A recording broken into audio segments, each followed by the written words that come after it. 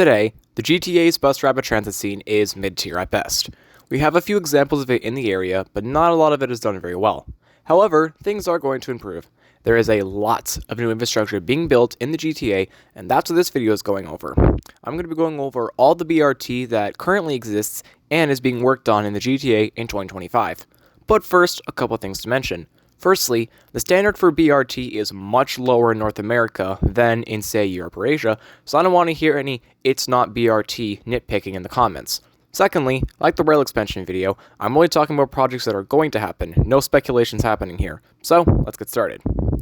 Let's start off with what currently exists today, and I think we should start in Mississauga, as this city does it best. The Mississauga Transitway is an 18-kilometer, grade-separated bus corridor stretching from Renfrew Station in the east to Winston Churchill in the west. After stopping in Square 1, there is a brief section where the west and east sides of the transitway are bridged using Highway 403. There are dedicated bus lanes on this section of highway, and the next stop will be Erin Mills.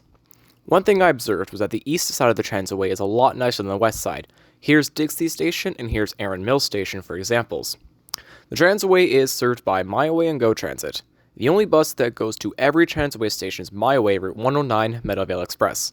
It goes from Kipling Station to Meadowvale Town Center. Route 107 Moulton Express does travel along the entire eastern side of the transitway from Renfrew to Square 1, however, Go Transit does have a presence here as well.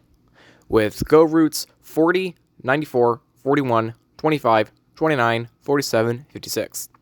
Most Go routes either serve the west side or the east side. For example, routes 94 and 40 will serve the east side until Square 1, while routes 41 and 25 will serve the west side until Square 1. However, one exception here is Route 29. Going from Kipling Station to Guelph Go, it serves both the east and the west sides. One thing to note about all Go service here on the Mississauga Transitway is that not all stations are served with Go vehicles. Like I said, the Mississauga Transitway is the best example of bus rapid transit in the GTA. It has a lot of service between Go and My Way, and connects Kipling Station in Toronto to Square 1 in Mississauga, and going all the way west until Winston Churchill Boulevard. Next up, we head to York Region, where we're taking a look at the Viva network.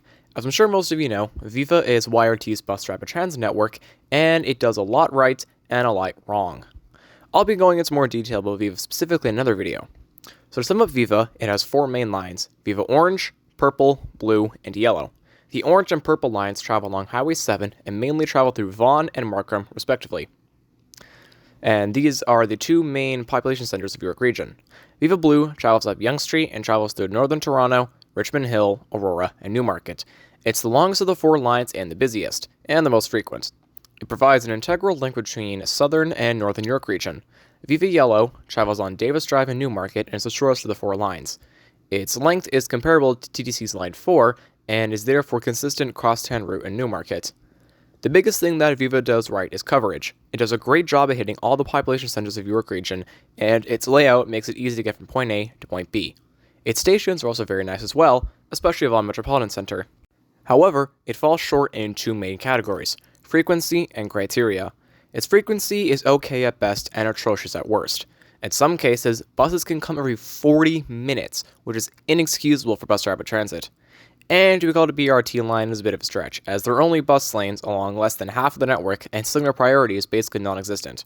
But it's a lot better than Durham Region, which is what we're looking at next. So, looking at Durham Region, what we have here is kind of like if Viva received a lot less funding.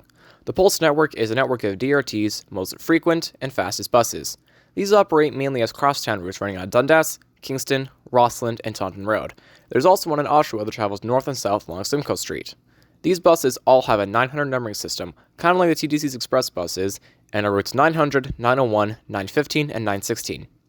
These buses connect to places like U of T Scarborough, Ajax Go, Trent University, Oshawa Centre Terminal, the Lakeshore, Harmony Terminal, and Durham College North Campus. These buses run every 20 to 30 minutes until around midnight, 7 days a week.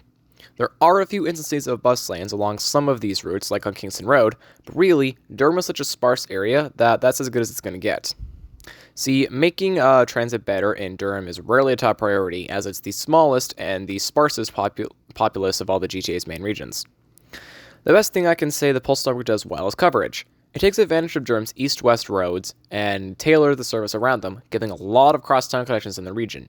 In fact, routes 900 and 916 travel to all four main cities in Durham, that being Pickering, Ajax, Whitby, and Oshawa, the 915 going from Ajax out, and Route 901 being north-south. So now we're going on to under construction BRT. We once again are in Durham region. The Durham-Scarborough BRT is a proposed BRT line that, like the name implies, will travel 36 kilometers from Scarborough Centre to Oshawa, traveling through Pickering, Ajax, and Whitby. It is proposed to have 49 stops and travel mainly along Durham Highway 2. Buses will run every 5 minutes each way during peak times, which is a great improvement over the 20-minute service today.